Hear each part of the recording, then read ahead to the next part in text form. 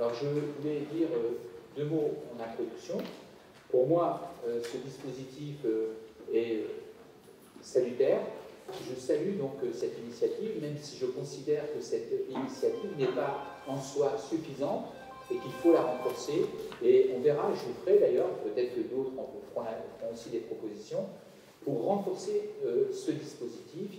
Ça, c'était la première chose que je voulais dire. La deuxième chose que je voulais dire, c'était qu'il était absolument indispensable de faire évoluer la culture organisationnelle dans les entreprises.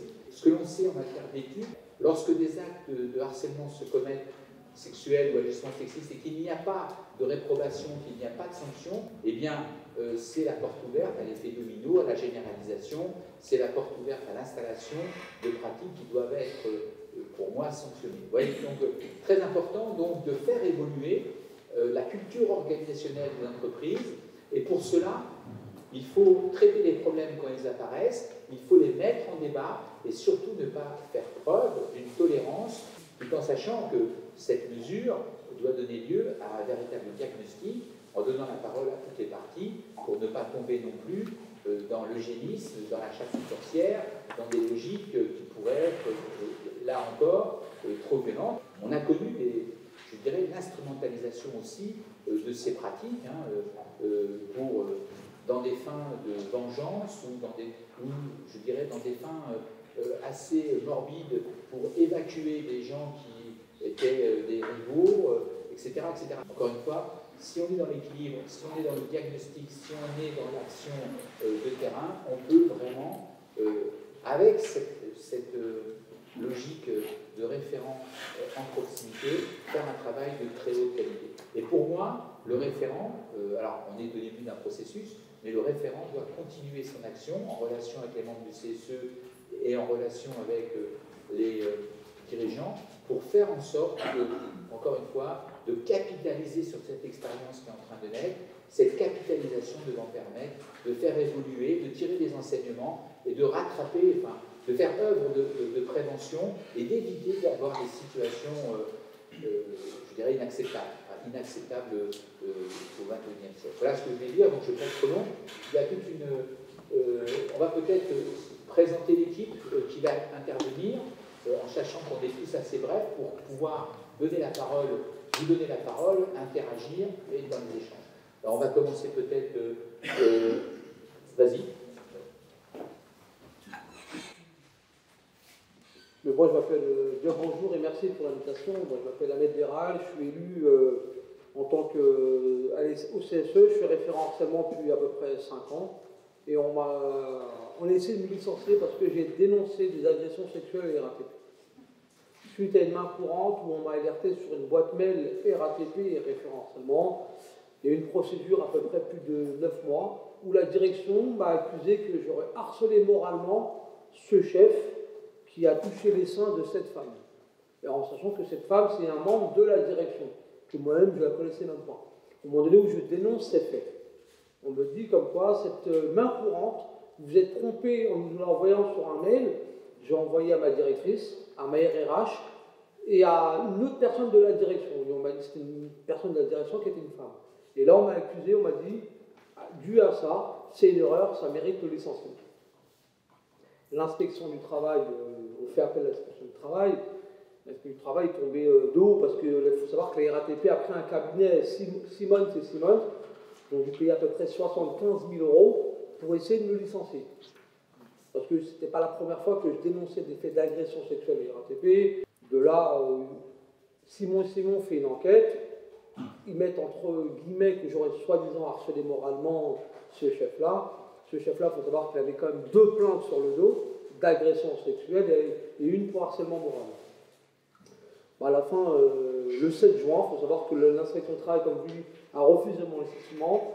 Le ministère du Travail a fait un rejet implicite, avait 4 mois plus 4 mois pour rejeter cette décision.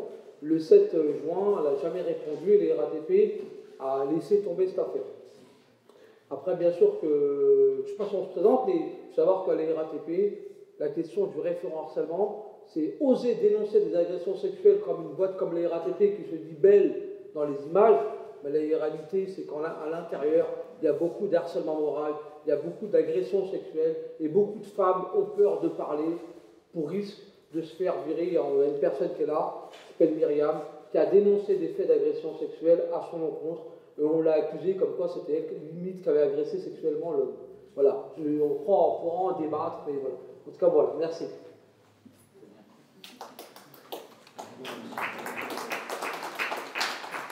Bonsoir Laure Gatella, merci pour cette invitation. Donc je suis collaboratrice parlementaire à l'Assemblée nationale. Je suis ici en tant que secrétaire générale adjointe de la CFDT, collaborateur parlementaire. Et à titre personnel, je suis également militante, enfin, je milite énormément contre les violences sexuelles et sexistes, surtout en politique. Et je suis aussi membre de la nouvelle commission contre le harcèlement et les discriminations du Parti socialiste. Voilà. Bonsoir, alors moi c'est Tania Louvier, je représente ECHO. Je travaille dans une petite banque qu'en général personne ne connaît, qui s'appelle le Crédit Foncier Communal d'Alsace et Lorraine. Je suis dans cette banque depuis 30 ans, donc actuellement je suis secrétaire du CSE, référente harcèlement sexuel et agissement sexiste, membre de la CSSCT et déléguée syndicale FO. Donc, en fait, moi j'ai 30 ans d'expérience dans une banque avec des traitements différents, des harcèlements et agissements sexistes, puisqu'on part de très très loin pour arriver à finalement une loi qui arrange ou n'arrange pas les choses peut-être, puisque finalement la question première que moi je me pose, c'est qu'est-ce qu'un agissement sexuel ? Et c'est un travail que je fais actuellement, puisque un agissement sexuel, ça peut être quelque chose comme du harcèlement d'ambiance. Là, c'est une petite anecdote, c'est-à-dire que des collègues qui parlent sexe toute la journée, eh bien oui, c'est une forme de harcèlement. Voilà, merci.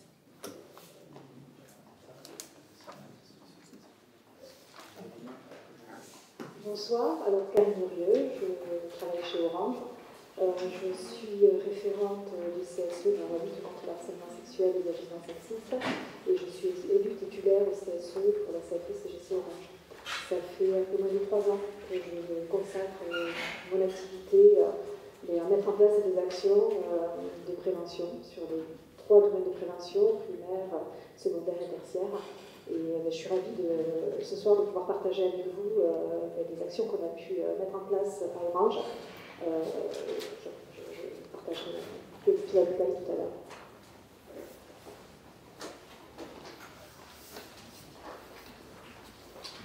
Bonsoir à toutes et à tous.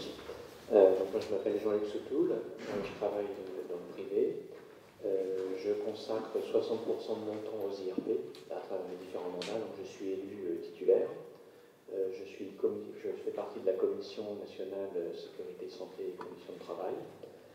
Je suis également désigné au niveau de l'ECMP, tout ce qui est négociation de branche, et ainsi qu'au comité de groupe RITI, puisque la société pour laquelle je travaille s'appelle Vitalair.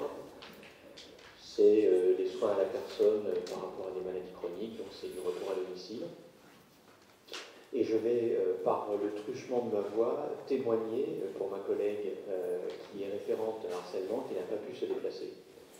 Voilà. Alors, ce que je peux dire, moi, dans mon expérience, c'est que nous sommes dans une structure du privé, nous sommes 1200 personnes, que c'est notre premier CSE, comme beaucoup, et que la construction, ne serait-ce que de construire le dialogue social, indépendamment de toutes les thématiques qu'il y a à animer, c'est quelque chose qui est long. Dans la durée, ça se construit. Enfin, je veux dire, il faut constituer des équipes.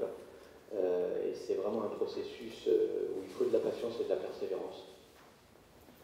C'est ce que je voulais dire. Alors, par rapport spécifiquement au thème, j'ai eu une anecdote qui m'a été, qui est anecdotique, mais qui n'est pas si anecdotique que ça. C'est un harceleur, donc, qui était manager dans un service, donc chez Vitalair, en poste pendant plus de 4 ans. Et il y avait beaucoup de rotation, c'était des équipes féminines, beaucoup de rotation de personnel, donc en l'occurrence les femmes partaient, etc., jusqu'à ce qu'une personne vienne voir les DP, à l'époque c'était encore les CE, DP, CHSCT, et après les différents témoignages des unes et des autres, on s'est retrouvé dans la situation où en fait les dames qui étaient encore présentes et qui subissaient du harcèlement ne voulaient pas témoigner officiellement. Donc ça a été le premier écueil. Je pense que c'est déjà un sujet de discussion en tant que tel, parce que l'élu, à partir de là, se retrouve un petit peu en situation délicate, où à la fois il est mandaté pour protéger les gens à travers un certain nombre de ses mandats et puis des dispositifs, mais il se retrouve un peu tout seul, puisque les gens vous disent clairement, je ne témoignerai pas. Alors, une confrontation a été organisée avec la direction qu'on a informée. On a pu remplir le CERFA, le fameux CERFA sur le harcèlement, que évidemment le harceleur n'a pas signé, puisque pour lui, il n'était pas dans cette position de harceleur. Mais la direction a changé, la direction de la région a changé, donc le harceleur a été muté ailleurs, donc officiellement il n'y avait pas de lien, mais la personne a été déplacée, donc tout le monde était très content du fait de voir partir cette personne. 5 ans plus tard, c'est-à-dire il y a 9 mois,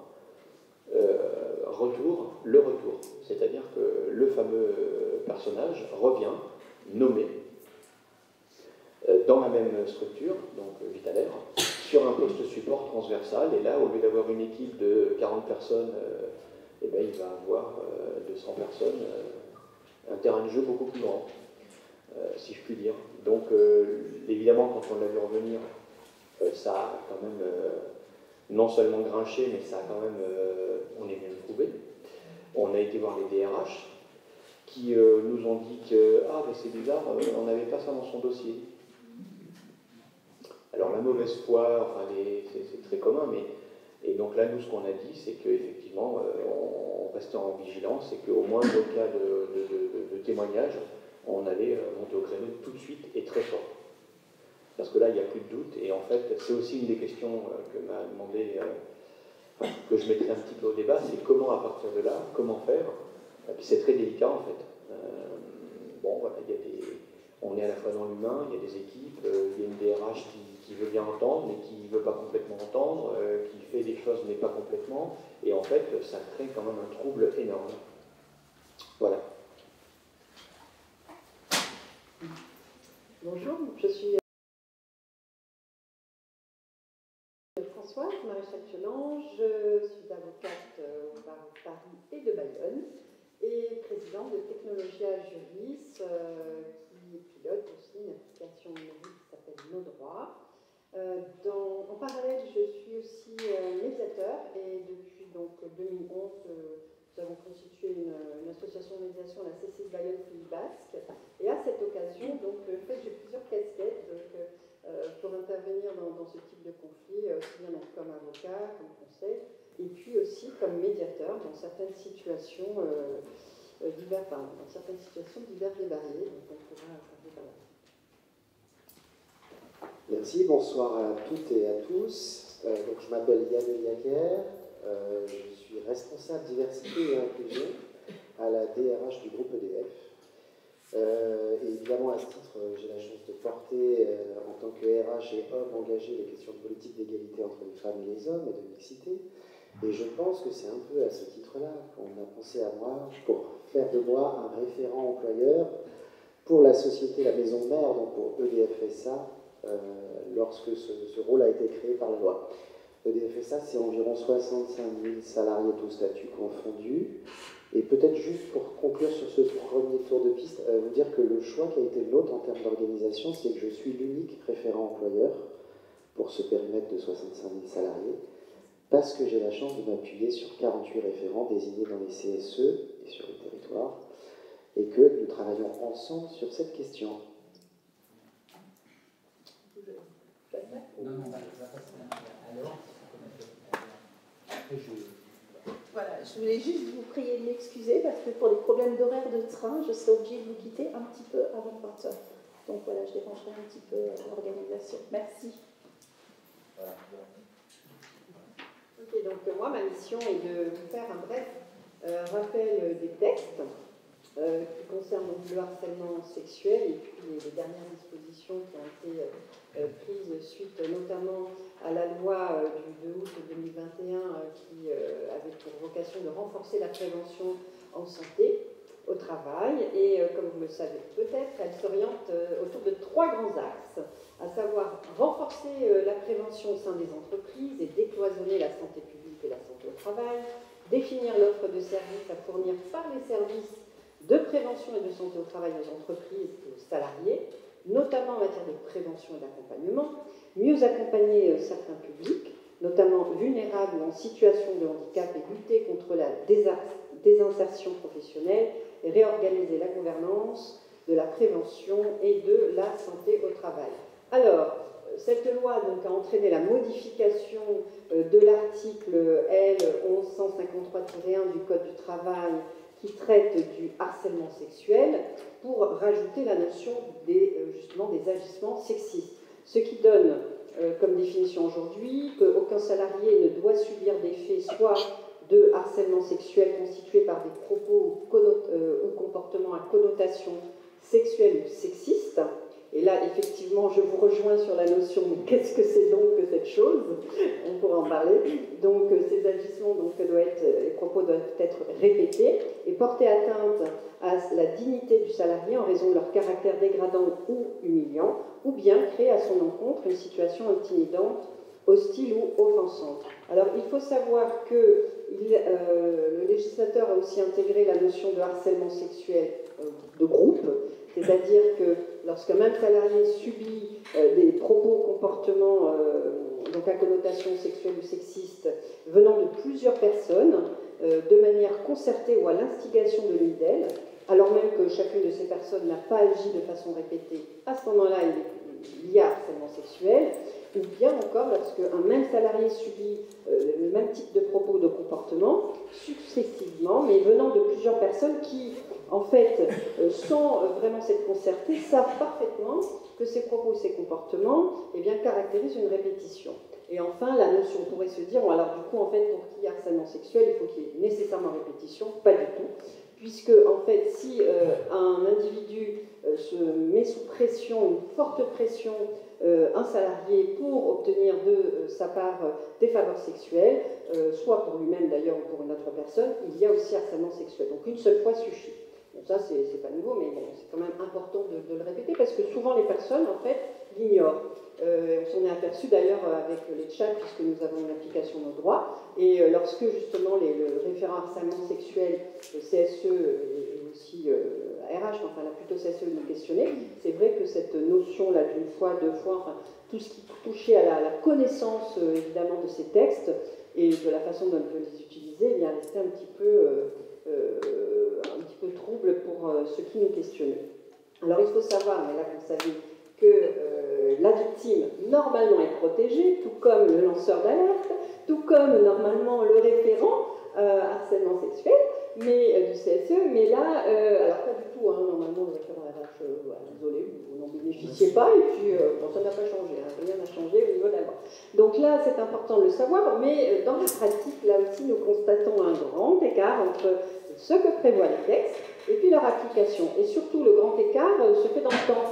C'est-à-dire qu'on sait très bien que dans ce type d'affaires, le temps est important et que, comme disait l'ancien président de la Cour de cassation, la justice souvent prend tellement de temps qu'elle répond à des questions qui sont déjà mortes en fait, et elle apporte donc des réponses tellement tardivement qu'elles n'ont plus grand intérêt pour les personnes qui l'ont saisies.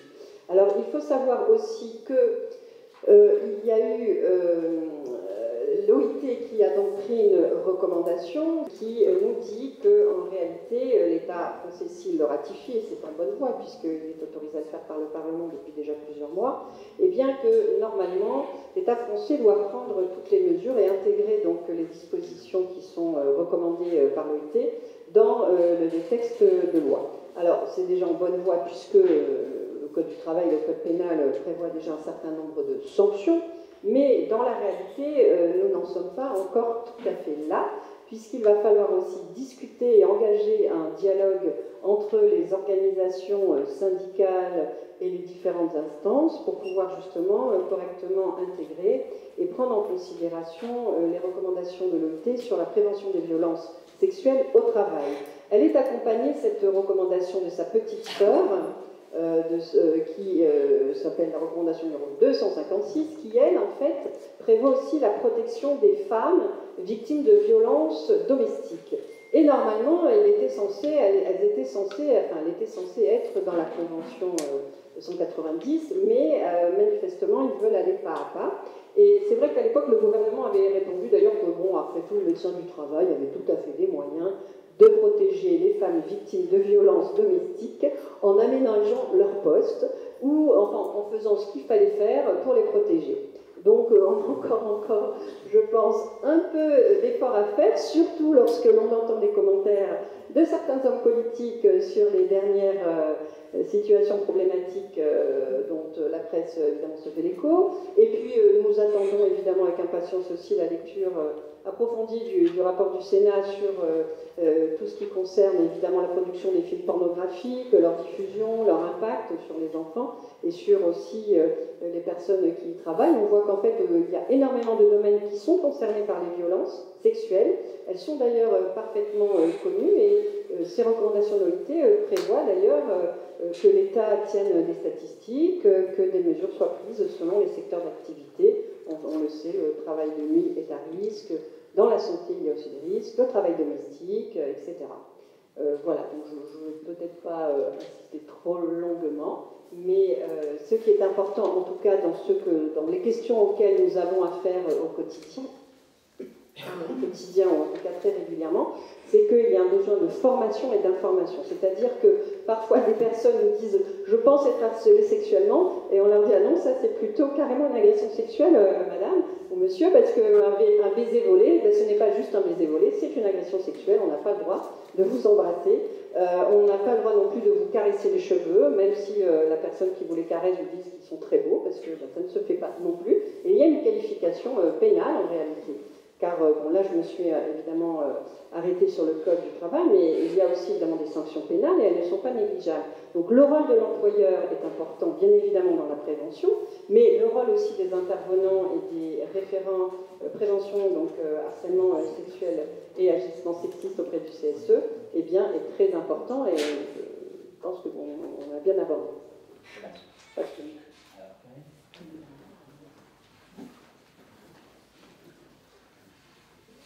Par rapport à mon expérience, quand j'ai démarré il y a peu moins de 3 ans, c'était pas juste blanche. Alors au niveau d'Orange, il y a des référents pour chaque établissement, côté direction et au sein du CSE, élu parmi les membres du CSE. Moi, je suis sur un établissement de 6500 personnes à peu près sur toute la France. Ma première démarche a été de contacter la référente de direction pour déjà pour échanger, pour voir ce qu'elle a engagé au niveau des actions de prévention et lui partager ma feuille de route. Et j'étais étonnée voilà, des peurs qu'il pouvait y avoir en fait à partager avec un référent de CSE. Donc je me suis rendu compte qu'il fallait peut-être, voilà, sur les différents champs de prévention, je pourrais mener des actions avec les membres de ces deux SCT pour tout ce qui concernait l'organisation et voir en fonction de l'organisation des entités s'il y avait des facteurs de risque à relever et voir comment on pouvait mettre en place avec différents membres de la C2SCT des mesures pour prévenir les violences sexistes ou sexuelles. Et en travaillant au niveau de la C2SCT, on a pu concrètement mettre en évidence sur certains périmètres des facteurs de risque et mettre en place des mesures pour y remédier. Moi, j'ai l'exemple sur un service où on avait des personnes qui travaillaient en horaire décalé. Et la nuit, une technicienne qui était seule avec 25 autres collègues. Donc il n'y avait pas de cas de violence avérée, mais c'est vrai qu'il n'y avait pas eu de formation et de prise en compte de ces facteurs présents qui maximisaient, qui pouvaient maximiser les violences. Donc en travaillant avec la référente de mon périmètre de direction, on a pu, moi en remontant cette situation-là, on a pu faire une sensibilisation sur l'équipe et une formation au niveau du manager. C'est beaucoup plus facile en matière de prévention secondaire, quand il s'agit de communiquer, de former, de sensibiliser les salariés. On a créé aussi une communauté de salariés qui aujourd'hui compte un peu plus de 500 membres.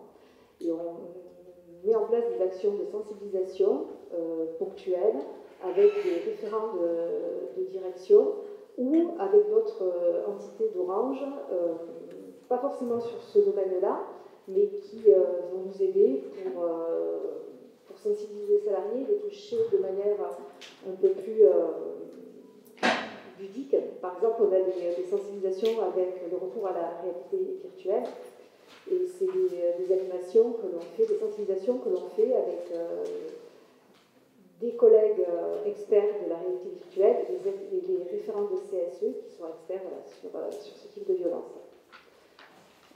Notre direction est très attentive sur ces actions parce que au plus haut niveau de l'entreprise, il y a quand même une tolérance zéro qui, avec une réelle volonté, une politique affichée, une réelle volonté de mettre en place des mesures de prévention qui soient efficaces pour éviter d'avoir à accompagner les personnes victimes.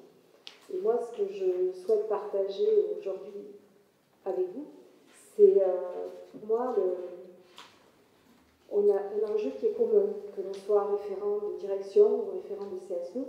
Et cet enjeu, c'est de faire en sorte d'éradiquer les violences au sein des entreprises où on travaille.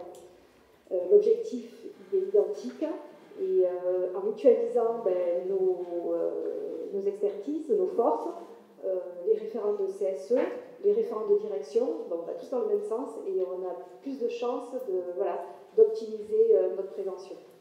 Donc ça, c'est un message que je porte aujourd'hui près de vous, que je porte aussi dans mon entreprise. Et je vois que depuis 3 ans, petit à petit, ça évolue. Et si, au début de mon intervention, je partageais les peurs qu'il pouvait y avoir côté direction, de travailler avec les représentants du personnel, parce que je suis représentante du personnel, je suis élue de CSE, mais mon combat, c'est vraiment d'éradiquer les violences sexuelles dans l'entreprise.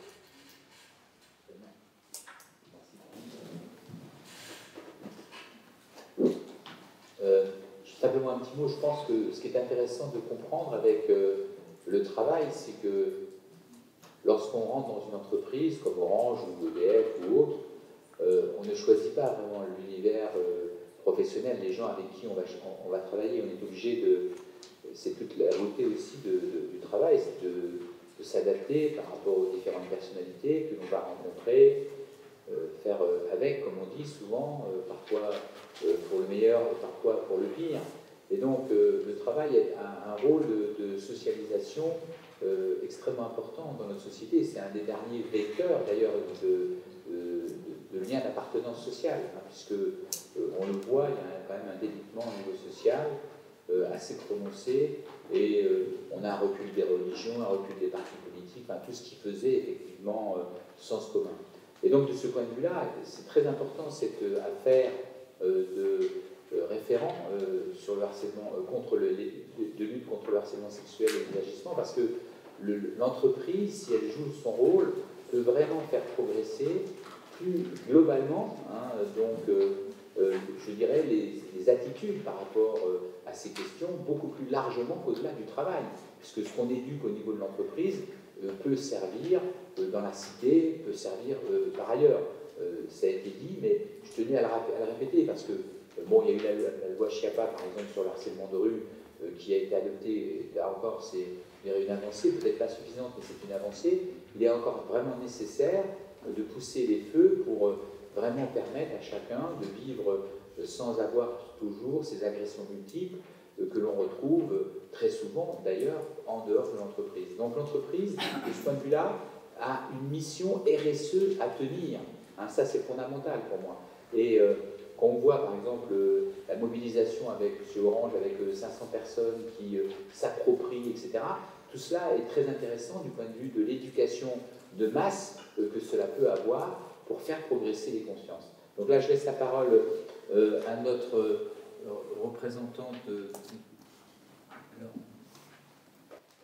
Oui, contrairement d'ailleurs à ce que vous avez dit, nous, à l'Assemblée nationale, pour le coup, on choisit, on choisit vraiment ce milieu-là d'une manière générale, et on choisit aussi en fonction généralement de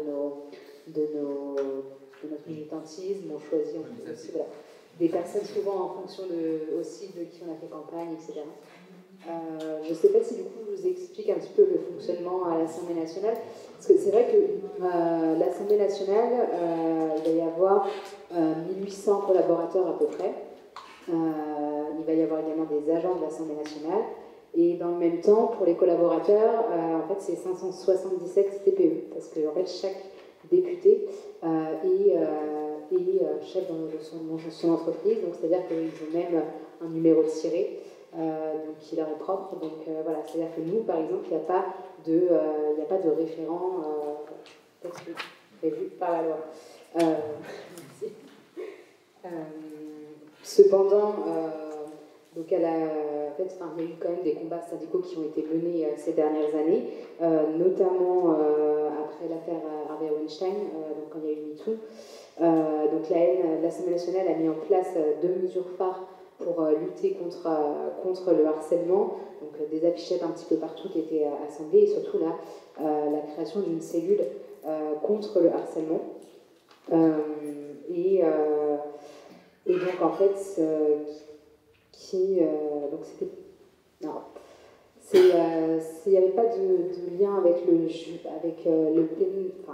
pénal derrière, puisque au tout début, il n'y avait pas de possibilité, il n'était pas prévu qu'il puisse saisir via l'article 40 et donc qu'il puisse dénoncer les faits. C'était vraiment juste une cellule d'écoute.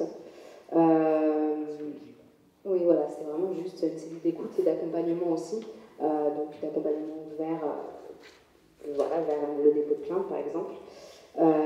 Et c'est vrai que le manque de moyens qui a été donné à cette cellule fait que finalement quasiment personne ne l'utilise. Hein. Alors je regarde la statistique, il y avait une quarantaine de saisines par an, alors que, comme je vous ai dit, il y a près de 2000 collaborateurs et qu'il y a sûrement beaucoup plus de faits que ça. Et du coup, les collaborateurs vont plus passer par les syndicats ou par les partis politiques directement que vers la cellule. Il y a eu ces dernières années quand même, malgré tout, un signalement à la justice,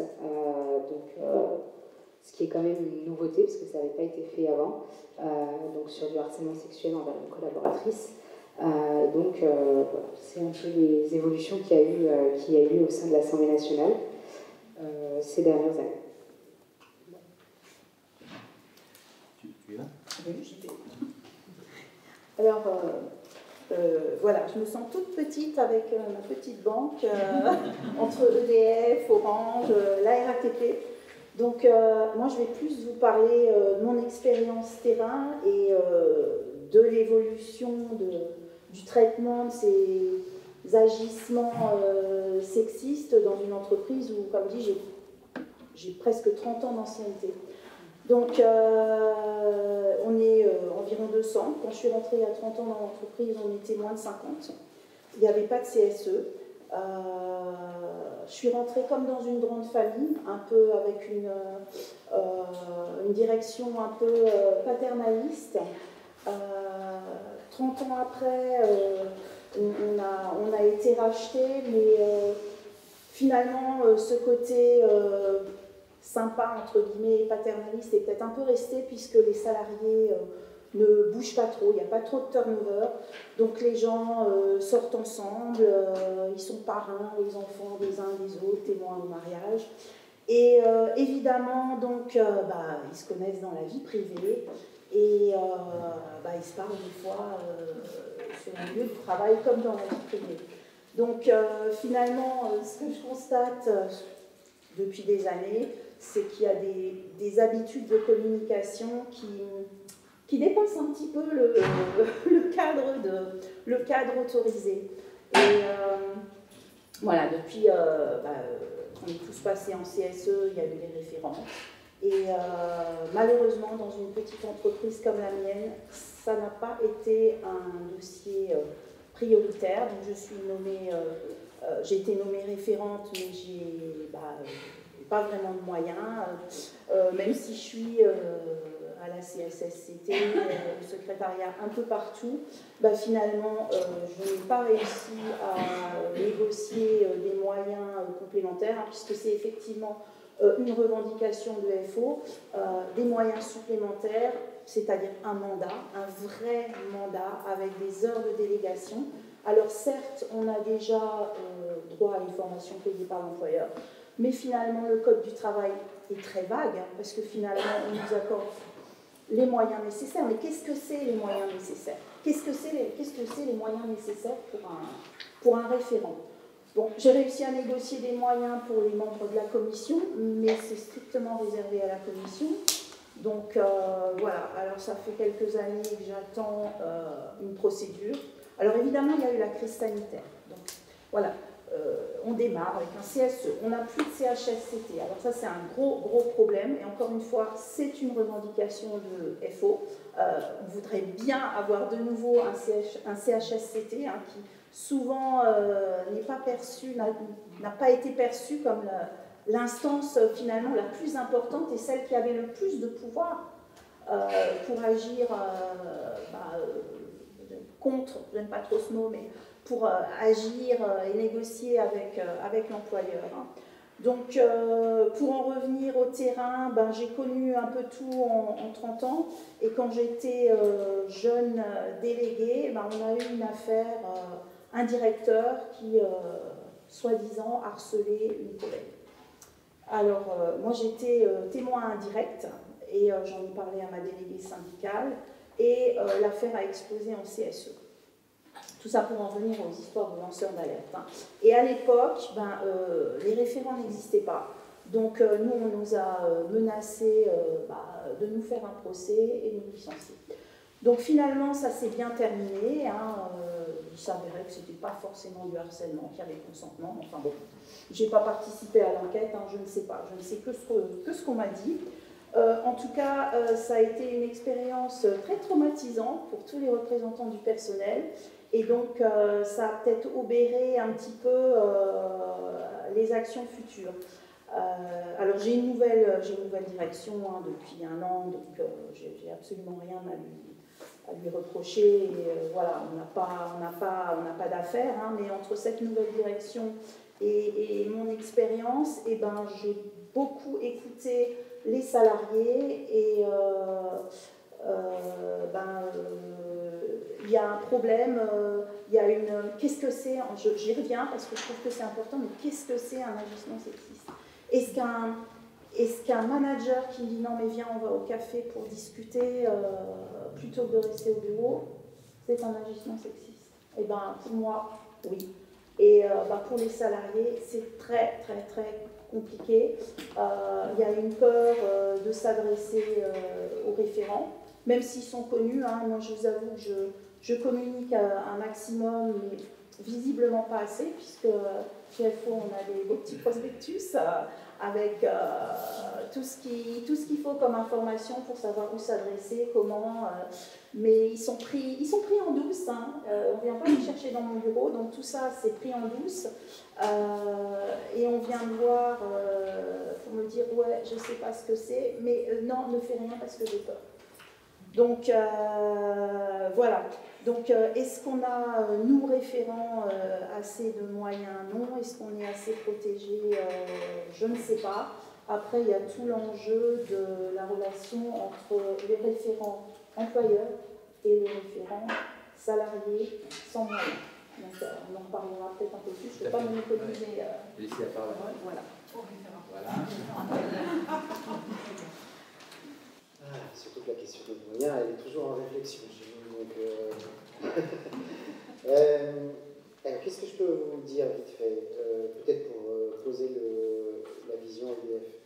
D'abord, on a mis en place les référents après les élections professionnelles chez nous, donc ça date un peu, elles étaient un peu tardives, c'était fin 2019. Très vite, ce qu'on a fait comme choix qui me semble un peu essentiel, c'est qu'on a fait le choix de se former en commun. Évidemment, ce n'était pas imposé, on aurait pu aussi payer les formations de ceux qui le souhaitaient par ailleurs, pour qu'on partage un langage commun, un référentiel commun, et qu'au passage, on croise nos regards, nos retours d'expérience sur ce qui fait point faible ou point de progrès dans nos organisations. Et au-delà de la formation initiale, en fait, on a dans la foulée monté un réseau que j'ai la chance d'animer avec mon équipe, je ne le fais pas tout seul, qui est un réseau où on se réunit, alors un pas qui est plutôt trimestriel, hein, honnêtement, les agendas de chacun faisant force de loi aussi, mais dans ce réseau, on partage de la veille, on partage des initiatives, on partage des expériences, on partage sur nos projets, sur les outils qu'on aurait envie de construire en commun pour agir davantage en matière de prévention. On fait du retour d'expérience pour ceux qui ont eu des situations délicates à accompagner et qui ont besoin d'en parler, besoin de croiser leur regard avec d'autres. Et surtout, on consacre toujours la fin de cette session de réunion à de la professionnalisation continue, parce qu'il faut avoir beaucoup d'humilité sur ces sujets. C'est pas parce qu'on a été formé il y a 2 ans qu'on est parfaitement au clair sur la pyramide des violences sexistes et sexuelles, et que de temps en temps, des petites boucles de rappel, des experts qui viennent nous rafraîchir la mémoire, qui viennent aussi se servir de ce qu'on a vécu, ça nous aide. Donc ça, je pense que c'est la première chose sur laquelle je pourrais témoigner, qui me semble être quand même une bonne pratique, en tout cas après 2 ans de vécu ensemble. La deuxième chose, mais là, la solitude du manager qui porte les questions de diversité ou de mixité, on a l'habitude, c'est de se poser la question de comment on va prendre le sujet dans une boîte comme la nôtre, avec 70% de mecs, 30% de femmes, avec des priorités business qui ne sont sans doute pas les sujets d'égalité entre les femmes et les hommes, ou la question de la lutte contre les violences sexistes et sexuelles. Et du coup, il a fallu prendre ce petit pas de côté de recul pour se dire, ben, qu'est-ce qui va nous aider en termes de levier d'acculturation chez nous. Et on a pris le parti d'ancrer clairement la question de la lutte contre les violences sexistes et sexuelles dans notre politique santé et sécurité du groupe, parce que on savait que dans une boîte qui fait du nucléaire, qui a des tas de métiers techniques à risque professionnel fort, les messages santé-sécurité sont portés avec un minimum de sérieux par la ligne de la direction, par la ligne managériale, existent dans les rituels de collectif, de réunions d'équipe, etc. Et du coup, ça a guidé un peu, j'ai envie de dire, nos premières 3 années d'expérience sur ce sujet-là, parce qu'on s'est dit qu'on allait essayer de faire en sorte que cette question-là existe de la manière la plus naturelle possible dans les risques professionnels qui sont appréhendés par ailleurs par nos managers. Et on a du coup construit des messages santé-sécurité adaptés, construit des outils et des ressources qui viennent là-dedans, et finalement, notre pyramide des violences sexistes et sexuelles, elle est devenue plus simple à comprendre quand on a commencé à dire, comme on le faisait sur d'autres risques professionnels, que ce qui nous intéressait, c'était de travailler l'accident, pas complètement bénin, je fais attention à ces sémantique, le presque accident pour éviter l'accident grave.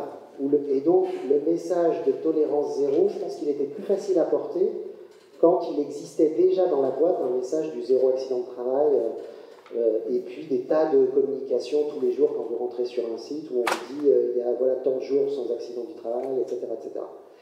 Alors, je ne dis pas que le travail d'acculturation est fini, vous imaginez l'ampleur du chantier, j'ai l'humilité de dire que EDF ressemble à la société française, on a des tas de mauvaises habitudes dans la boîte, une culture un peu machiste, etc., etc. Donc on a vraiment beaucoup de boulot à faire, mais en tout cas c'est l'angle qu'on a choisi de développer depuis le début. Puis on verra en maturant ensemble ce qu'on peut construire ensemble. Du coup, en termes de ressources, on a essayé de co-construire un maximum de choses, c'est-à-dire des guides pour les managers, des flyers pour les salariés, des campagnes, des autodiagnostics. On s'est doté d'un baromètre pour mesurer finalement l'évolution des violences sexistes et sexuelles dans l'entreprise. Alors on l'a fait qu'une fois, en 2021, dans le cadre d'ailleurs d'une initiative inter-entreprise. On n'était pas seul, il y avait aussi Orange avec nous dans le cadre du mouvement Stop.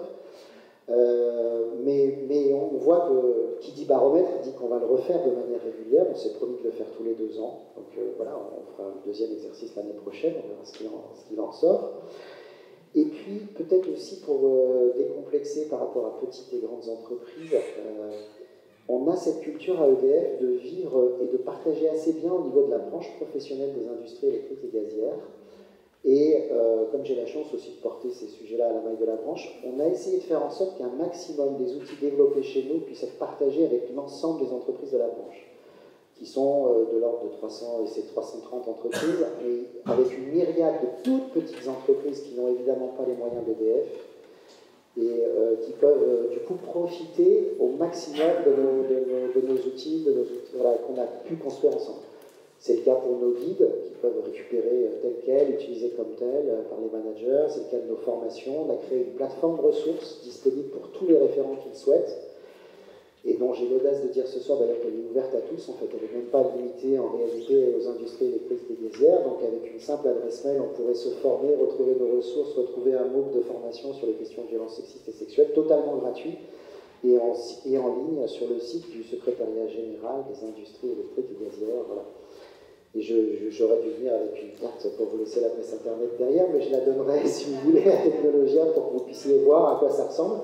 Et les ressources qui sont déposées dessus sont des ressources qui sont déposées par les employeurs, mais aussi par les fédérations syndicales qui font des tas de choses sur le sujet et qui enrichissent cette plateforme de manière régulière.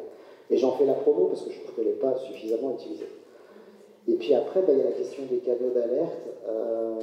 Donc là-dessus, là encore, on a essayé finalement de réfléchir en prenant en compte l'existant. On avait dans la boîte un cadeau de traitement des alertes éthiques et conformité qui avait le mérite d'exister, qui avait le mérite d'offrir des questions de protection, de confidentialité, etc., qui nous semblaient opérants, qu'on a un petit peu ajusté pour des questions de traçabilité, de conservation d'un certain nombre de choses par rapport aux problématiques de harcèlement et éventuellement de délai de prescription, etc.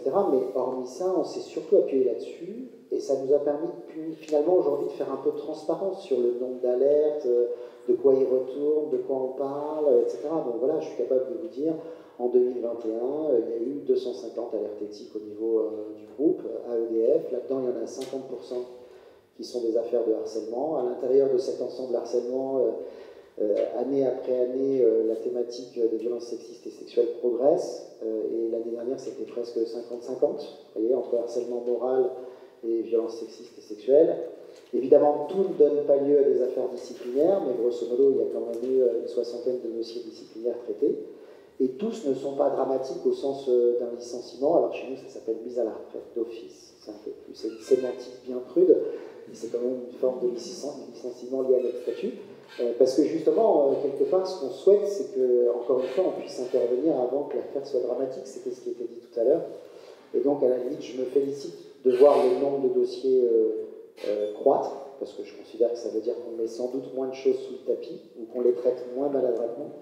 Et je me félicite aussi qu'il y ait des dossiers disciplinaires qui ne soient pas systématiquement du licenciement, parce que ça veut dire que quelque part, il y a aussi un ancrage autour de cette problématique de dire on traite le presque accident, ou en tout cas on traite l'accident s'il existe, sans attendre qu'il soit dramatique et que plus personne ne puisse le gérer autrement que par le départ des protagonistes.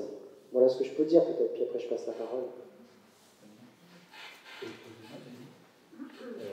Déjà, merci de ce retour d'expérience, parce que ça donne à la fois de l'espoir et des clés et des leviers.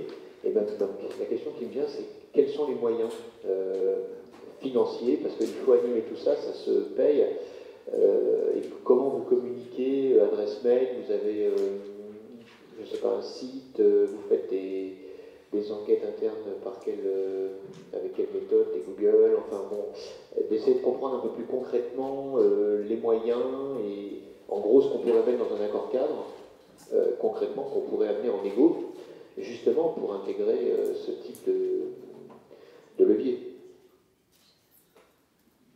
Je suis un peu gêné parce que d'abord on est plein et il faut qu'on organise la prise de parole pour que tout le monde puisse s'exprimer. Surtout que tout à l'heure on a eu des témoignages très forts en termes de charge émotionnelle et de retour d'expérience et de vécu, donc on va faire attention à ça. C'est un vrai sujet. Alors là-dessus j'ai l'humilité de dire, et d'ailleurs je suis transparent là-dessus, puis en plus j'ai des référents dans la salle je crois, donc ils pourront témoigner que pour l'instant ils n'ont aucun moyen supplémentaire spécifiquement dédié à cette mission. Ceci étant, je prolonge mon propos. Je trouve que c'est ça peut aussi se comprendre. Je trouve que c'est logique de se poser cette question maintenant, après un peu de vécu et de retour d'expérience. Il faut quand même se souvenir que quand on a mis ça en place, à la fois dans la loi, mais aussi après les élections professionnelles, il y avait beaucoup de flou, beaucoup d'interrogations autour du rôle et des missions qu'allaient jouer ces référents. En plus, il y avait cette question de référent employeur versus référent désigné dans les CSE. Il y a aussi des sujets de dialogue social, d'une manière générale, qui pouvaient se poser. Donc je pense que je trouve pas si mal qu'on s'interroge, après un certain temps d'expérience et de vécu collectif, sur qu'est-ce qui doivent être les moyens adaptés, que ce soit du temps, du matériel, des ressources, etc., pour mener à bien cette mission. Je trouve ça aussi pas si mal de le faire de manière pragmatique, c'est-à-dire de se dire que c'est pas une réflexion qui doit être complètement théorique, mais qu'il faut prendre en compte aussi la réalité des différents établissements avec lesquels on bosse. C'est sans doute pas pareil d'être une référente ou un référent qui travaille dans un établissement de 5000 salariés répartis sur 35 sites en France ou dans les dom-toms, et si vous êtes le seul référent désigné du CSE, parce que la maille CSE c'est celle-là, ou alors si vous êtes référent ou référente dans un établissement de 400 salariés, monosite, en région parisienne. J'imagine que les moyens d'action, de prévention, d'écoute, de conscientisation ou d'accompagnement des collectifs seront nécessairement pas les mêmes. Donc je trouve ça assez logique que cette réflexion soit menée comme ça, et du coup qu'elle embarque peut-être d'autres rôles et missions qu'on peut avoir dans les CSE, c'est-à-dire qu'on ne traite peut-être pas cette question-là de manière totalement isolée de ce qu'on donne comme moyen aussi aux commissions pour fonctionner, etc.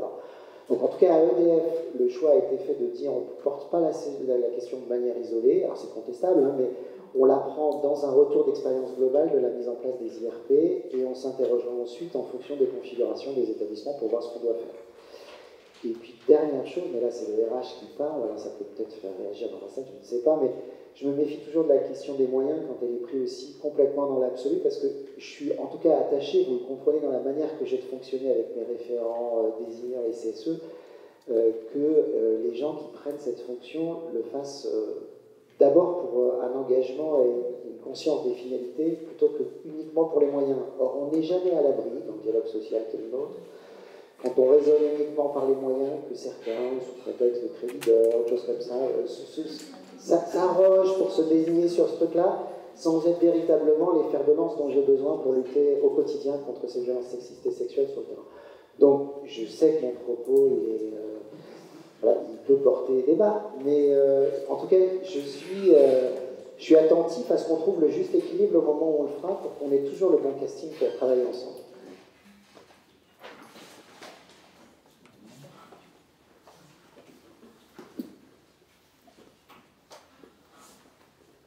Moi, je veux rebondir sur la question de la médiatisation. Est-ce qu'il faut médiatiser les affaires d'agression sexuelle, propos sexistes?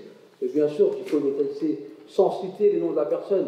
Si je prends une boîte comme la RATP, où je suis référent harcèlement, on est à peu près 20 000 salariés juste pour Bus, parce que là, la boîte en elle-même fait 60 000 personnes, et nous, pour Bus, il y a un référent harcèlement côté direction et un qui est élu. Bien sûr que si je ne médiatise pas mon affaire, mais on vous licencie sur le champ. Quand on vous met un cabinet d'avocats où on prend le temps de payer 80 000 € pour faire une enquête sur mon dos, pour dire que j'ai harcelé moralement un chef qui a mis deux plaintes sur son dos pour attouchement sexuel et harcèlement moral, où je me retrouve embourbé dans cette affaire-là où j'ai rien à voir, heureusement que j'ai quand même 33 femmes à qui décident de faire des vidéos. Vous pouvez aller sur Facebook, vous verrez, il y a 33 femmes, si je n'ai jamais vu, qui prennent ma défense et qui crient c'est pas normal. Amel, il a fait juste son rôle de référent harcèlement, de dénoncer des agressions sexistes, et là, je me retrouve embourbé dans une affaire. Est-ce qu'il faut médiatiser? Bien sûr qu'il faut médiatiser, il n'y a pas de question. Un rouleau compresseur comme la RATP, si vous n'appelez pas, heureusement quand même, il y a le journal Le Monde, ou Le Parisien, ou tous les journalistes qui prennent ces affaires à cœur et qui les mettent à la télé, ou sur une personne comme nous qui a un tout petit pouvoir de référencement, parce qu'on est comme des ouvriers de bas de gamme, la base même d'en bas, mais on va vous tuer. Est-ce que, j'entends qu'il y a un RRH qui est là, qui dit qu'on essaye de travailler en corrélation. Moi, ça fait 4 ans que je suis référent harcèlement, j'ai Madame Muriel Dubois qui est référent harcèlement de la direction, je ne l'ai jamais vue de ma vie. Je lui ai déjà envoyé 1 million de mails pour discuter avec elle sur qu'est-ce qui se passe dans l'entreprise, est-ce qu'on peut faire des enquêtes conjointes pour discuter sur des dossiers conjoints. non-retour. Je l'ai vu une fois par Sims, et parce que quand l'affaire est sortie, elle a éclaté au grand jour, la PDG, Madame Guilloire, elle les a obligés de faire une réunion de crise pour réunir tout le monde et inviter les organisations syndicales. C'était du jamais vu. Je me suis invité dans cette réunion, et c'est cette fois-ci que j'ai vu Muriel Dubois qui nous a dit « on va préparer des flyers ». Je reprends l'affaire, ils m'ont convoqué pour une enquête, elle dénonce les faits. Il y a eu un non-lieu. Quand je reprends l'enquête, elle m'appelle, je reprends l'enquête. Qu'est-ce que je vois sur cette enquête-là? On lui pose la première question. Bonjour, comment vous appelez? Elle donne son nom, son matricule. Pourquoi vous êtes parti boire un café avec eux? Est-ce que vous avez déjà fait des crêpes pour CGPSR? Je ne vois pas la question entre se faire violer et de faire... C'est-à-dire que si je vais boire un café, je suis une femme, je vais boire un café avec des hommes, j'ai le droit de me faire violer à 1h du matin? C'est quoi comme question? C'est des questions qui sont un peu déjouées pour dire que vous êtes fautif indirectement. C'est-à-dire que si vous venez en jupe, mais attention, vous êtes dans un monde d'hommes, il y a 70% d'hommes à la RATP, le reste c'est que des femmes. Si vous venez en jupe, vous avez le droit de vous faire dire t'as un beau cul, t'as des beaux seins. C'est comme ça la réalité. Donc on oriente les questions pour dire, voilà, on déjoue. La plupart des femmes, comme la qui est là, qui est venue, ils ne connaissent pas ces questions. De la première à la 20e question, le RH, ils doivent bien connaître. S'il fait des enquêtes sur harcèlement, ils savent que la première à la dernière question, c'est pour plus sauver quelqu'un de l'encadrement, pour dire il n'y a pas eu agression sexuelle. Mais après, la question, si c'était un machiniste au même grade que nous, là, la question, elle ne se pose plus. Je vous garantis, au bout de la 5e question, il est à la porte. C'est ça la différence. La différence, c'est que nous, on se bat. Je me bats avec Riyad, qui est là, je suis à la CCTI, et il a fait partie du CH pendant 20 ans. À l'époque, le CHSCT, il faut savoir que le CHSCT, on avait le droit de faire des enquêtes conjointes avec la RATP sur les agressions sexuelles. Dès que les CSO ont été mis en place, ils ont dit c'est fini tout ça. Maintenant, c'est la direction qui gère les agressions sexuelles. On l'a vu comment elle les gère. Elle les gère à sa sauce.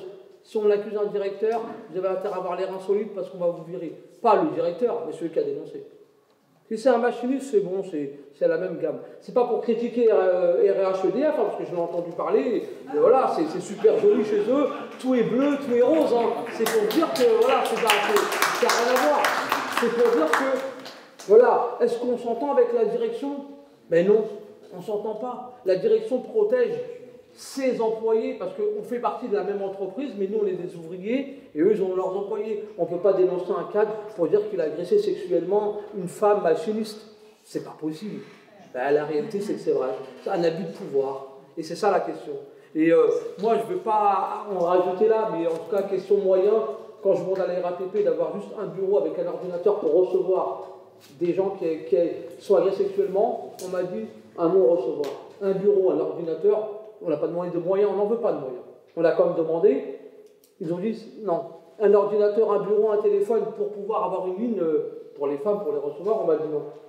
Il y a une boîte comme la RATP qui fait 1 milliard ou 2 milliards de profits et qui ont des bureaux vides. Quand on veut se battre contre les agressions sexuelles, on met des moyens matériaux, des stylos, des ordinateurs, des téléphones, des affichettes et tout ce qui va en sorte. C'est-à-dire qu'on veut juste fermer les yeux et faire vice qu'on se bat contre les agressions sexuelles. Et c'est pour ça que je suis la tête à abattre, parce que j'ai comme des mots crus. Et comme je dis, oui, la RATP favorise les agressions sexuelles parce qu'elle ne veut pas médiatiser, elle ne veut pas faire des flyers pour dire « touche pas à mes seins », faites des vraies photos et dire « chaque personne qui touchera les seins d'une femme sera virée ». Chaque cadre, chaque directeur de centre. Ben non, on ne le fait pas. Et voilà. Mais en tout cas, nous, on va se battre jusqu'au bout. Je suis de la CGT, mais il n'y a pas besoin d'étiquette pour défendre les femmes. Il faut juste être humain. On a des familles, on a une maman, on a des sœurs, et on sait que ce soit dans la banlieue ou dans l'entreprise, on ne touche pas les femmes d'une femme, ni dans un bus, quand vous allez vous asseoir les frotteurs. Il faut les dénoncer. Et c'est ça qu'on se bat. On se bat contre tout ce monde. Ce n'est pas que dans les entreprises, mais dans la vie de tous les jours, en sortant même de la rue. On est là pour défendre les femmes. Voilà, merci.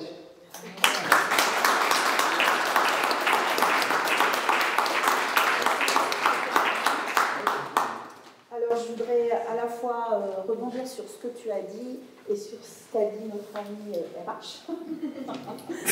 C'est un peu ironique, hein, mais c'est dans ma nature. Donc voilà, je voudrais revenir sur l'histoire des formations et du vocabulaire. Parce que moi, dans mon entreprise, je ne suis pas collaboratrice ou partenaire de mon employeur.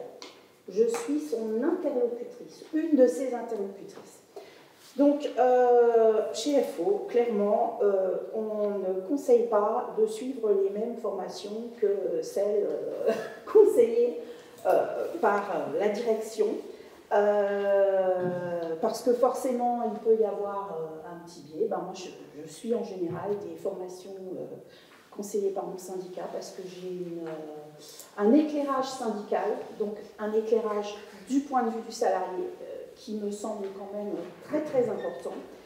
Après, ces histoires de... C'est bien d'avoir le même niveau d'information, hein, c'est louable, hein, mais en même temps, le référent RH et le référent CSE, c'est pas la même chose.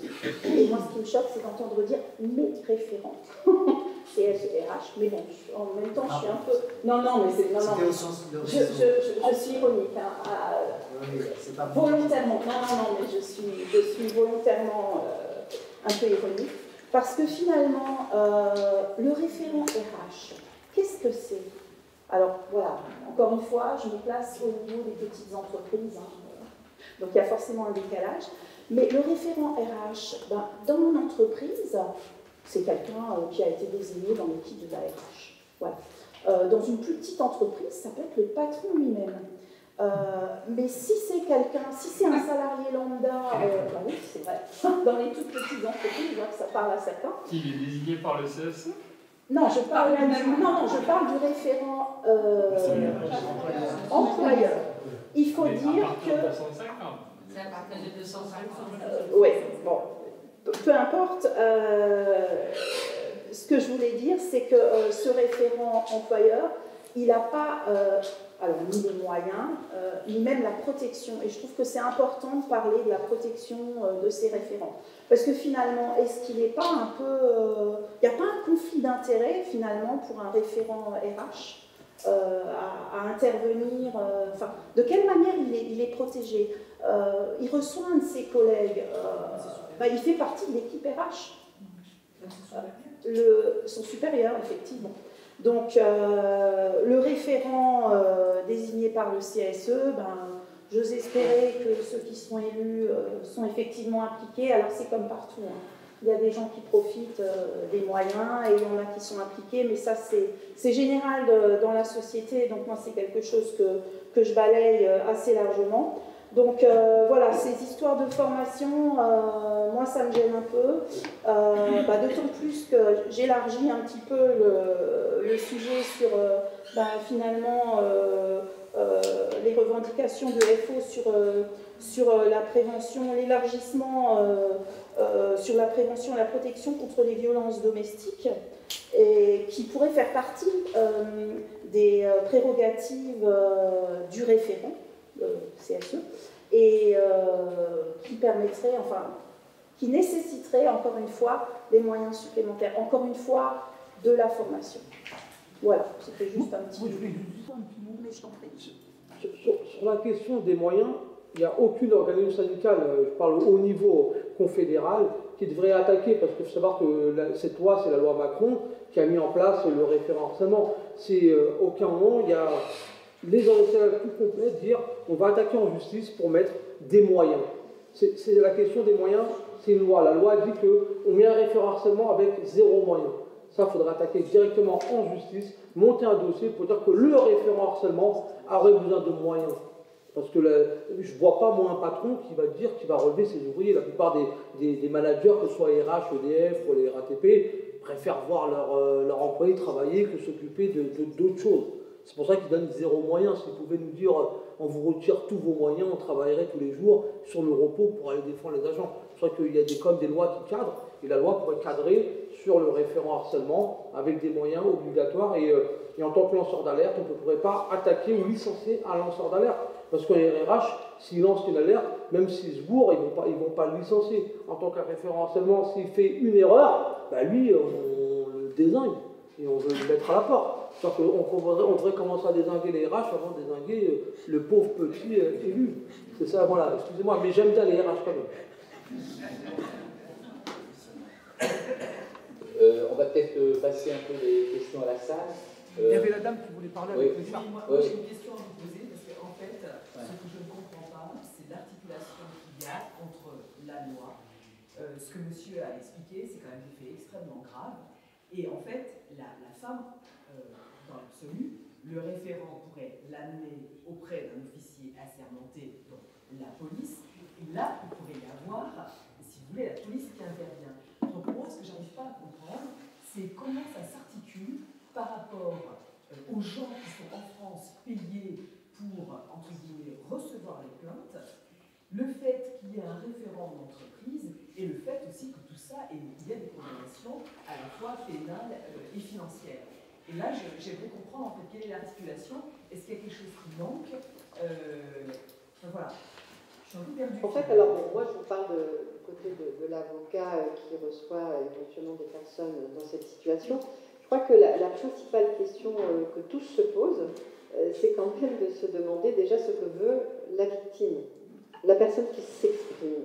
Et là encore, il faut recueillir son accord pour intervenir, et c'est ce que tout le monde à peu près a décrit. Parce que finalement, prendre la personne par la main et la contraindre à aller déposer plainte, c'est aussi une violence. Et en fait, je crois que c'est vraiment quelque chose qui, d'ailleurs, ça prend en formation, hein, l'écoute, comment on accompagne une personne qui révèle des faits, etc. Et ça, c'est très important. Ensuite, comment ça s'articule? J'ai Valentine qui lève la main et qui va certainement mieux vous le dire. Mais voilà, le référent, lui, intervient en entreprise, hein, dans le cadre de ses fonctions, d'élu du CSE ou de référent RH, donc avec tout un protocole qui est prévu par les textes ou bien par l'entreprise elle-même en négociation, etc. Hein. Et bien évidemment, ça n'empêche absolument pas d'aller consulter son médecin, d'aller porter plainte, ça ne s'oppose pas, bien au contraire, ça s'articule ensemble. Et c'est d'ailleurs le rôle de l'employeur, d'ailleurs, hein, qui a quand même des fonctions très importantes pour protéger la santé et la sécurité. Mais je vais... Qui concerne la charge de la preuve. Oui. Parce que, en fait, moi, j'ai connaissance de quelqu'un qui a eu cette espèce de harcèlement en meute dans un open space. C'était une femme en salle des marchés dans une banque. C'était longtemps en arrière. Et en fait, aujourd'hui, ce que certaines féministes préconisent, c'est la vidéo. Mais on a toujours préconisé ça. Hein. Voilà. En fait, la preuve en pénal, en plus, si vous allez en pénal, elle est libre. Donc, il faut enregistrer. Et il faut surtout prendre toutes les mesures pour pouvoir enregistrer, filmer, recueillir toutes les informations utiles pour constituer un dossier, parce que c'est souvent ce à quoi on est confronté. C'est l'absence de preuve, ne serait-ce que d'un tout petit quelque chose qui puisse permettre ensuite à l'employeur de dire ah ben non, en fait, c'est pas du harcèlement parce que voilà, la preuve du coup est inversée, si vous voulez, si au moins il y a quelque chose. Parce qu'en matière de harcèlement, l'employeur doit prouver que ces actes-là, ce qui est lui reproché, ne sont pas des faits de harcèlement sexuel, moral ou quoi que ce soit. Du coup, je ne connais pas trop dans les questions, mais je voulais intervenir par rapport à tout ce qui a été dit. Par rapport à tout ce qui a été dit, et je rejoins beaucoup de propos. Je pense que déjà la question elle se pose sur la liberté de parole. Pardon, c'est vrai, je ne me suis pas présentée, pardon, tant pour moi. Je suis Valentine Régier, je suis cabinet Technologia, je suis la directrice juridique et RH du groupe Technologia. Enchantée. Donc je suis passionnée par les débats et j'ai envie de me dire qui je suis. Et c'est vrai que ce qu'on entend beaucoup, c'est la liberté de parole des victimes. Est-ce qu'on a une véritable liberté de parole on pourrait même élargir, agressé, même harcèlement moral, harcèlement sexuel, agissement sexiste, voire même dans le cadre, on en a parlé, des violences conjugales. Je pense que les problèmes ne s'arrêtent pas à la porte de l'entreprise, en fait, on les prend avec. Ça serait un peu bizarre de compartimenter la société, les enjeux sociétaux, et également ceux de l'entreprise. Je pense que c'est aussi un lieu de vie qui doit être pris en compte comme la société. Donc il y a cette liberté de parole des femmes et des hommes. On met trop souvent aussi l'accent peut-être que sur les femmes, mais il y a aussi des hommes qui sont harcelés, qui sont maltraités, qui sont injuriés, etc. Et qui ont beaucoup de mal à parler parce que ce sont des hommes. Et moi j'en ai vu qui étaient vraiment harcelés physiquement, même violentés physiquement par des femmes. Ça pourrait prêter à sourire, mais ça ne le fait pas en fait, c'est vraiment réel. Cette liberté de parole, elle dépend d'une chose qu'Ahmed a bien, je trouve, il a bien planté le décor. La liberté de parole, elle va de la sécurité. La sécurité de pouvoir m'exprimer, comme là je le fais devant vous, de manière libre, parce que je sais que mon patron c'est Jean-Claude et qu'il ne va pas me virer par rapport à ce que je dis. Donc je suis en totale sécurité. Bon, je suis en sécurité aussi parce que je connais la loi, je suis comme Françoise, je suis juriste. Donc ça aide aussi le niveau d'information, je connais les règles du jeu. Donc je me sens en sécurité de m'exprimer. Mais est-ce qu'effectivement les salariés d'une entreprise qui sont sous un lien de subordination qui aujourd'hui est un peu mise à mal par l'autonomie du salarié. On travaille tous avec les NTIC, les nouvelles technologies de l'information et de la communication. Qu'on soit à l'usine aujourd'hui, qu'on soit dans un bus ou qu'on soit dans un Boeing, on est tous connectés. Et je pense que cette sécurité de parole, elle est quand même très mise à mal dans l'entreprise. Pourquoi? Parce qu'il y a un vrai lien de subordination qui n'est pas fondé, contrairement à la société et son évolution, sur l'autonomie du salarié et sur un contrôle de travail fini, mais bien sur un lien de subordination qui voudrait que le contrôle soit toujours sur un contrôle d'exécution, reporting avant, pendant et après. Donc déjà, il faudra avoir la liberté de s'exprimer de manière totalement sécuritaire, d'avoir aussi peut-être un refondement de ce lien de subordination qui quand même existe. L'entreprise, elle cumule tous les pouvoirs, elle a le pouvoir de vous diriger, de vous sanctionner, de vous embaucher, de vous licencier, c'est une vraie réalité. Ce dont parle Ahmed, c'est une vraie réalité aussi. Les lanceurs d'alerte aujourd'hui, il y a certes une progression, on peut se féliciter de tous ces dispositifs législatifs qui nous renvoient tranquillement à la négociation collective, où c'est très compliqué d'avoir des moyens, bien qu'il faille ajuster, il faut quand même un minimum de moyens, il ne faut pas une coquille vide. Et je pense que la protection elle doit être réelle, c'est-à-dire que les lanceurs d'alerte, dans ce cas-là, doivent avoir une protection contre le licenciement, avec une autorisation d'inspection du travail, et pas vous dire, t'inquiète, tu vas aller au prud'homme et tu vas toucher des indemnités qui vont être déplafonnées de Macron, qui, soit dit en passant, sont illégales depuis quelques jours. Donc ce que je me disais qu'il faudrait redonner de la sécurité aux salariés, non seulement pour qu'ils puissent s'exprimer malgré ce lien de subordination qui ne veut pas évoluer vers l'autonomie du salarié et la confiance auprès du salarié, il y a ça aussi. Et puis, tout renvoyer vers la négociation collective, c'est très bien, mais je pense qu'il faut, à un moment donné, on attend à ce que la loi, elle donne un minimum. Et Ahmed l'a dit, comment ça se fait que quand on est lanceur d'alerte, quel que soit le sujet, on est harcelé? Comment ça se fait que quand on est lanceur d'alerte, qu'on porte des voix de personnes qui sont faibles, le droit est là pour protéger les personnes qui sont plus faibles que d'autres, comment ça se fait que nous, derrière, on est mis en cause? C'est aussi violent pour ceux qui alertent. Et qu'est-ce que ça fait? Ça organise l'omerta. C'est-à-dire qu'on n'a pas envie d'en parler. Tout à l'heure, madame, vous parliez de plainte au commissariat. C'est très compliqué. On parle de violence conjugale, on parle de harcèlement sexuel, on parle de harcèlement moral, on parle de violence physique. Il faut le dire quand même. Ce qu'il dit Ahmed, c'est que le haut de l'iceberg, en réalité. Moi, c'est ce que je vois quand même. On parlait tout à l'heure du harcèlement sexuel en meute. Moi, j'en ai un nombre de cas en ce moment qu'on traite chez Technologia. C'est quand même très traumatisant quand on a un peu de sensibilité humaine. Donc, ce qu'il faudrait aussi, c'est peut-être des vraies sanctions. C'est-à-dire que, oui, quand on fait un agissement sexiste, quand on viole quelqu'un, c'est quand même pas acceptable de voir des personnes qui sont finalement pas mis en cause, pas sanctionnées. Je pense qu'il y a quand même une réponse légale au niveau pénal qui doit être plus forte, et notamment par rapport aux plaintes. On a parlé beaucoup des violences conjugales, mais c'est pareil en réalité. Est-ce que moi, si demain je vais au commissariat, que je leur dis il y a eu un agissement sexiste, un fond d'écran qui, m'interpelle et me met mal à l'aise, est-ce que je peux aller porter plainte contre ça? Moi je vous invite à aller au commissariat d'à côté et vous verrez que ça va être compliqué. Bien évidemment, quand on est juriste, on peut aller procureur, on a des moyens pour se faire entendre, mais on n'est pas tous juristes. Le droit, il est là pour, encore une fois, pour servir les personnes les plus faibles. Il doit être accès gratuitement.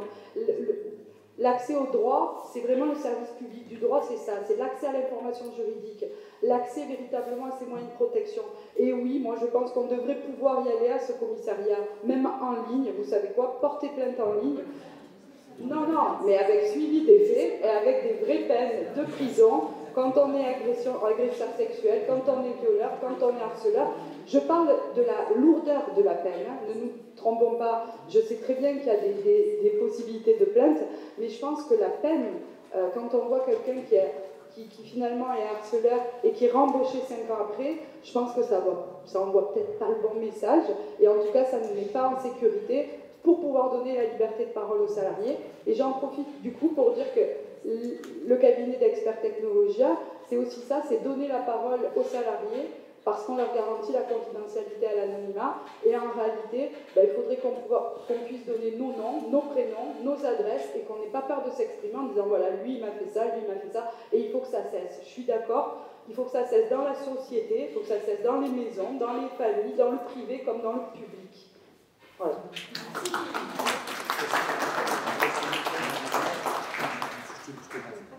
Je passe la parole et puis après on repasse dans la salle. Hein. Oui, je voulais intervenir du coup sur les difficultés pour parler. C'est vrai que nous, en fait, en tant que collaborateurs parlementaires et collaboratrices parlementaires, c'est une situation qui est en plus très particulière dans le sens où nous sommes, pour la quasi-majorité, tous et toutes militants et militantes d'un parti, généralement pour lequel pour les députés pour lesquels on travaille. Pour certains et certaines d'entre nous avons également des ambitions politiques, donc voilà, avoir envie d'avoir un mandat, etc. Donc c'est le genre de choses où en fait c'est le parti qui va décider des investitures. Et en plus de ça, tout le monde se connaît au sein du même parti. C'est-à-dire que voilà, on est généralement on va rester au sein de notre couleur politique, encore mieux si c'est au sein de notre parti politique, donc dans les groupes, que ce soit auprès de députés ou que ce soit dans des groupes de collectivités territoriales, etc. Ça va rester généralement au sein du même parti, de la même couleur politique.